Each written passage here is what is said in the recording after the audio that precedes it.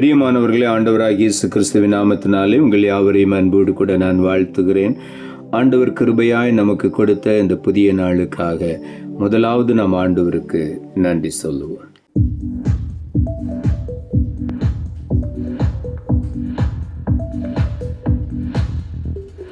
யெகோவா நிசியே, என்னாலும் வெற்றி தருவே. யெகோவா நிசியே, என்னாலும் வெற்றி தருவே.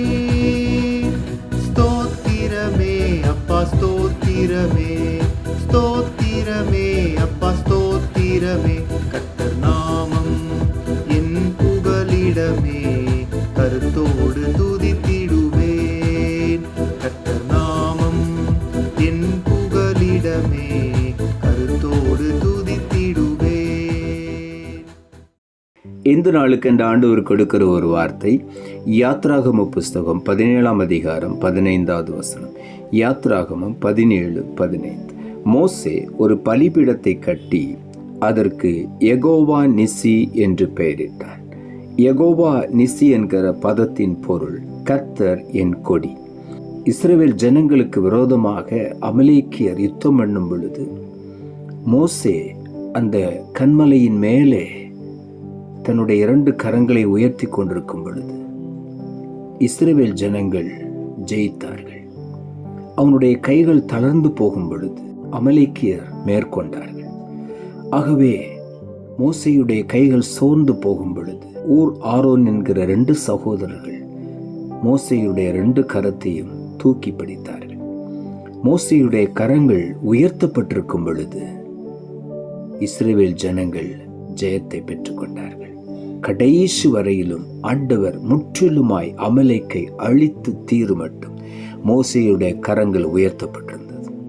இந்த காலை வேளையிலும் கூட நாம் அநேக காரியங்களிலே ஜெயத்தை பெற்றுக்கொள்வதற்கு 2 கரங்களையும் உயர்த்தி ஆண்டவரை நாம் மகிமைப்படுத்தும் பொழுது, மேன்மைப்படுத்தும் பொழுது நாம் ஒரு ஜெயத்தை பெற்றுக்கொள்ளுகிறோம்.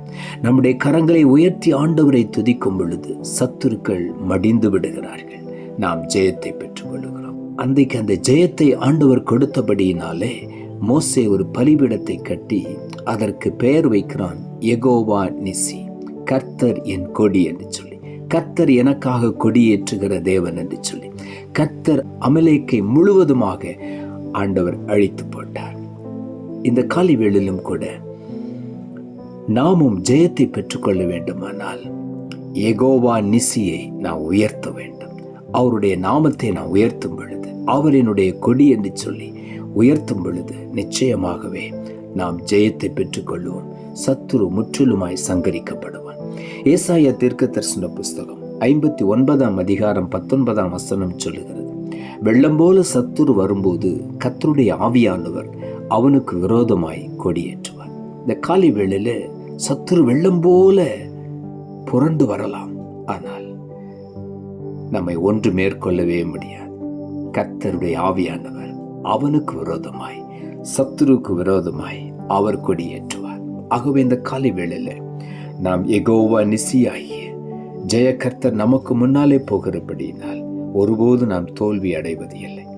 சங்கீதங்களின் புஸ்தகம் 20ஆம் அதிகாரம் 5ஆம் வசனம் சொல்லுகிறது, நாங்கள் உமது இரட்சிப்பினால் மகிழ்ந்து எங்கள் தேவனுடைய நாமத்திலே கொடியேற்றுவோம், உமது வேண்டுதல்களை எல்லாம் கர்த்தர் நிறைவேற்றுவாராக. இந்த காலை வேளையில தாவீது எழுதுகிறார், வேண்டுதல்கள் எல்லாவற்றையும் கர்த்தர் நிறைவேற்றுவார். அவருடைய இரட்சிப்பினால் நாம் மகிழ்ந்து களி கூறுவோம், தேவனுடைய நாமத்திலே நாம் கொடியேற்றுவோம். காரணம், அவர் நமக்கு ஜெயத்தை கொடுக்கிறார். நம்முடைய வேண்டுதல் எல்லாவற்றிலும் ஆண்டவர் ஜெயம் தந்து நம்மை எல்லா காரியங்களையும் நம்முடைய வாழ்க்கையில வெற்றியாய் நிறைவேற்றி முடிக்கிற தேவன். ஆகவே நாம் யெகோவா நிசி ஆகிய தேவனை நாம் உயர்த்துவோம். அவர்தான் நமக்கு ஜெயக்கொடியாக எல்லா காரியங்களிலும் நமக்கு ஜெயம் கொடுத்து எல்லாவற்றையும் நிறைவேற்றுவார். உன்னத பாட்டின் புஸ்தகம் 2ஆம் அதிகாரம் 4ஆம் வசனம் சொல்லுகிறது, என்னை விருந்து சாலைக்கு அழைத்து கொண்டு போனார், என் மேல் பறந்த அவருடைய கொடி நேசமே என்று இங்கே எழுதப்பட்டிருக்கிறது.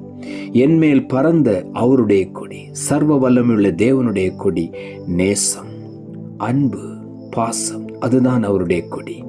அவர் அன்புள்ள தேவன். இந்த காலைவேளையிலும் கூட அவருடைய நேசத்தினாலே, அவருடைய அன்பினாலே நம்முடைய வாழ்க்கையின் அநேக ஆசீர்வாதங்களை நாம் சுதந்திரித்துக் கொள்வோம். அவரை நாம் நம்பும் பொழுது, அவர் என்னுடைய யெகோவா நிசி என்று சொல்லி அவரை நான் உயர்த்தும் பொழுது, நிச்சயமாகவே அவருடைய நேசம் என்கிற கொடியை என் மேல் பறக்க விடுவார். அவருடைய நேசம் என்கிற கொடி என் மேல் உயர்த்தப்படும். ஆகவே இந்த காலை வேளையில ஆண்டவருடைய அன்பு மாறாதது. தேவன் அன்பாகவே இருக்கிறார். அவருடைய நேசம் ஒரு நாளும் அழிந்து போகாது.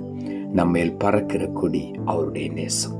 அவருடைய நேசம் என்கிற கொடியை நம்மேல் ஆண்டவர் பறக்க விடுவார். ஆகவே நாம் ஒன்றையும் குறித்து கவலைப்பட வேண்டாம்.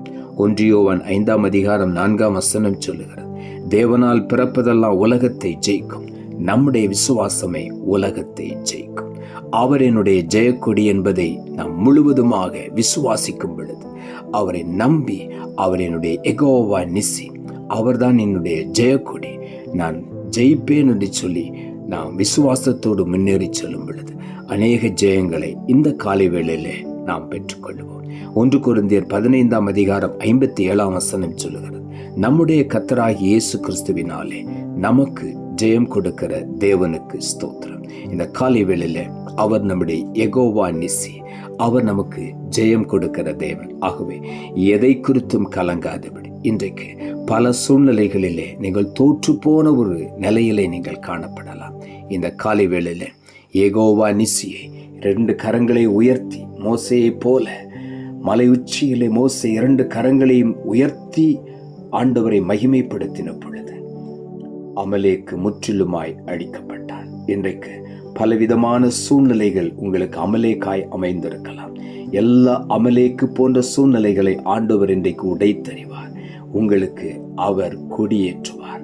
உங்களுக்காக அவர் கொடியேற்றுவார். அவருடைய நேசம் ஒரு நாளும் மாறாதது. அவருடைய நேசம் என்கிற கொடி உங்கள் மேல் பறக்கும்.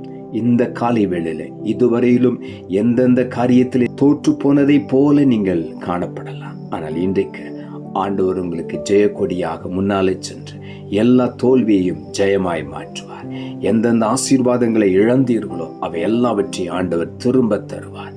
இழந்த எல்லாவற்றையும் 2 மடங்காக திரும்ப பெற்றுக்கொள்வீர்கள். ஆகவே இந்த காலை வேளையில உள்ளத்தின் ஆழத்திலிருந்து 2 கரங்களை உயர்த்தி, யெகோவா நிசியே உம்மை நான் உயர்த்துகிறேன் என்று சொல்லி அவருடைய நாமத்தை நாம் உயர்த்தும் பொழுது இன்றைக்கு அநேக வெற்றிகளை நாம் சுதந்திரித்துக் கொள்வோம். நாம் ஜெபிப்போம். அன்புள்ள ஆண்டவரை, கிருபையானி கொடுத்த இந்த புதிய நாளுக்காய் மறுபடியும் நமக்கு நன்றி செலுத்துகிறோம். ஆண்டவர் கொடுத்த ஜீவனுள்ள வார்த்தைக்காக நன்றி. மோசே ஒரு பலிபீடத்தை கட்டி அதற்கு யெகோவா நிசி என்று பெயரிட்டார். கர்த்தர் என் கொடி என்று சொல்லி இந்த காலை வேளையில வார்த்தையை கேட்டுக்கொண்டிருக்கிற ஒவ்வொருடைய வாழ்க்கையிலும் இன்றைக்கு நேசம் என்கிற கொடி அவர்கள் மேல் பறக்கிறபடியினால் அந்த அன்புள்ள ஆண்டவர் இன்றைக்கு ஒவ்வொருடைய கஷ்டங்களை மாற்றி, நெருக்கங்களை மாற்றி, இழந்த எல்லாவற்றையும் 2 மடங்கு திரும்ப பெற்றுக்கொண்டு ஜெயம் எடுத்து முன்னேறி செல்ல ஒவ்வொருவருக்கும் உதவி செய்யும். இயேசுவின் நாமத்தில் ஜெபிக்கிறேன் நல்ல பிதாவே, ஆமென்.